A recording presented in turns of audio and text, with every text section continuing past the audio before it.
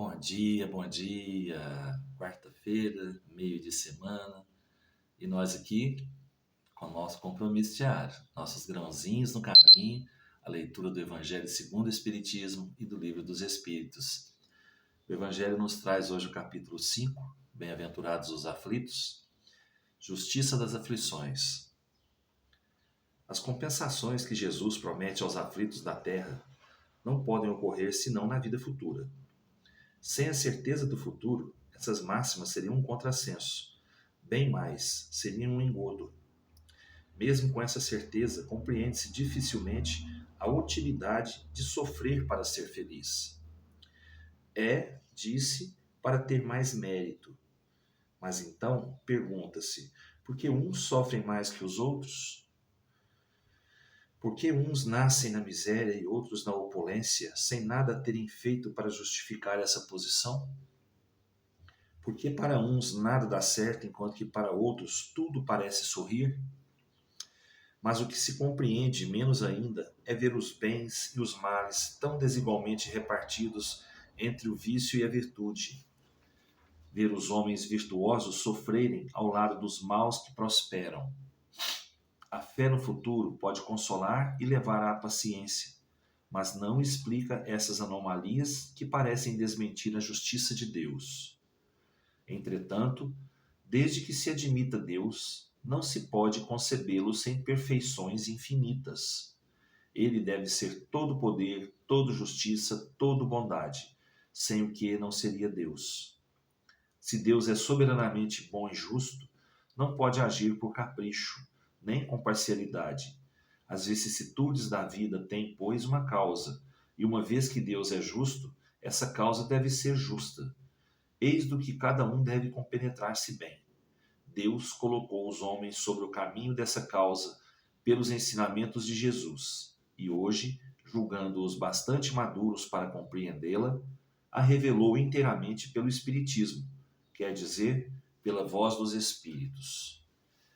Bom, meus irmãos, se nós já vimos que Deus é soberanamente justo, bondoso, né? Ele é toda justiça, toda bondade, né? Nós sabemos então que as causas das nossas aflições são justas.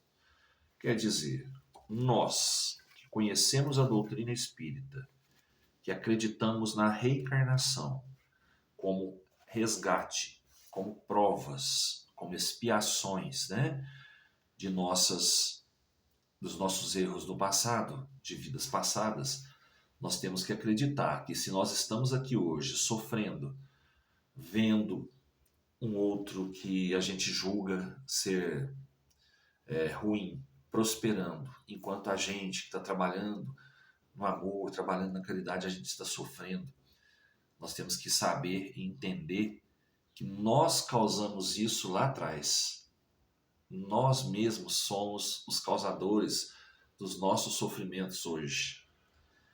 E quer dizer a entender que quem está aqui hoje na opulência, né, no conforto, na riqueza, já teve lá atrás uma vida sofrida, certo? E está sendo testado agora na riqueza, para ver se o seu coração, diante da riqueza, também é bom. Diante da pobreza, diante das dificuldades, ele demonstrou um coração bom. Ele está sendo testado agora na riqueza, né? Com as grandes oportunidades que a riqueza nos dá, de mostrar que também é bom na riqueza. Então vamos aproveitar as nossas oportunidades, vamos aproveitar tudo aquilo que nós temos aqui hoje para crescer, para desenvolver nosso espírito, porque nós sabemos que o que nós estamos passando aqui nessa terra, ou de bom ou de ruim, tem uma causa anterior lá atrás, em uma das nossas antigas reencarnações, né? Então, vamos agradecer ao Pai a oportunidade dessa reencarnação que a gente está tendo para a gente progredir. Vamos colocar o amor e a gratidão em tudo aquilo que a gente faz. A questão hoje do Livro dos Espíritos é a questão 100. Ela é muito extensa, ela fala sobre a escala espírita, né? Nós já vimos sobre as categorias, né, dos espíritos. A escala fala aproximadamente a mesma coisa. Eu vou ler um trecho, né, que já vai esclarecer bastante. Os espíritos geralmente admitem 3 categorias principais ou 3 grandes divisões. Na última, aquela que está no início da escala, estão os espíritos imperfeitos, caracterizados pela predominância da matéria sobre o espírito e pela inclinação ao mal. Os da segunda caracterizam-se pela predominância do espírito sobre a matéria e pelo desejo do bem. São os bons espíritos. A primeira, enfim, compreende os espíritos puros, aqueles que alcançaram o supremo grau de perfeição. Esta divisão nos parece perfeitamente racional e apresenta caracteres bem definidos. Só nos restava ressaltar, por um número suficiente de subdivisões, as diferenças principais do conjunto. Foi o que fizemos com o concurso dos espíritos, cujas instruções benevolentes jamais nos faltaram. Com o auxílio deste quadro, será mais fácil determinar a ordem e o grau de superioridade ou inferioridade dos espíritos com os quais podemos entrar em comunicação e, por consequência, o grau de confiança e de estima que merecem. É de alguma forma a chave da ciência espírita, porque só ele pode nos informar das anomalias que as comunicações apresentam, esclarecendo-nos quanto às desigualdades intelectuais e morais dos espíritos. Observaremos, contudo, que os espíritos não pertencem para sempre exclusivamente a tal ou tal classe. Seu progresso não se realizando senão gradualmente e, frequentemente, mais num sentido que um outro, eles podem reunir os caracteres de várias categorias, o que se pode apreciar pela sua linhagem e pelos seus atos. Quer dizer, as 3 categorias, né? Os espíritos imperfeitos, o da segunda categoria, que é a dos bons espíritos, e a primeira categoria, que são os espíritos puros. Mas isso não quer dizer que os espíritos permaneçam sempre nessas categorias.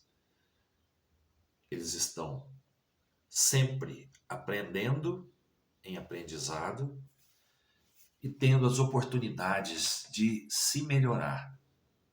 E em se melhorando, eles mudam a categoria. Os espíritos imperfeitos se melhorando, começando a ligar mais atenção às coisas do espírito do que à matéria, né? Predominando sobre a matéria. Ele domina-se, ele já esquece um pouquinho o lado material e preocupa-se com o seu desenvolvimento espiritual. São os bons espíritos, né? Ele passa a ser um bom espírito, né? E mesmo os bons espíritos, em se depurando, em se melhorando, já vão chegar a um estado de espíritos puros. Então nada é estável no mundo espiritual também, né? Tudo vai depender da evolução, né? Da vontade daquele espírito em crescer, em se melhorar. Que o Pai nos criou para isso, para nos melhorarmos dia a dia. E nós aqui ainda, espíritos imperfeitos, temos essa obrigação diária de procurar a melhora espiritual, de ir nos desligando da matéria terrena, né? Então vamos lá, pessoal, vamos fazer esse compromisso com a gente mesmo, vamos procurar nos melhorar para atingirmos o mais rápido possível, né? Um grau acima, um grau melhor do que nós estamos hoje. Que Jesus nos abençoe, nos proteja, nos dê muita luz, muito discernimento, encha nosso coração cada vez mais com seu amor, para que a gente possa adquirir com esse amor a força necessária para poder passar pelos nossos problemas, pela nossa luta diária. Até amanhã, se Deus quiser, eu tenho certeza que Ele quer. Beijo no coração, fiquem com Deus.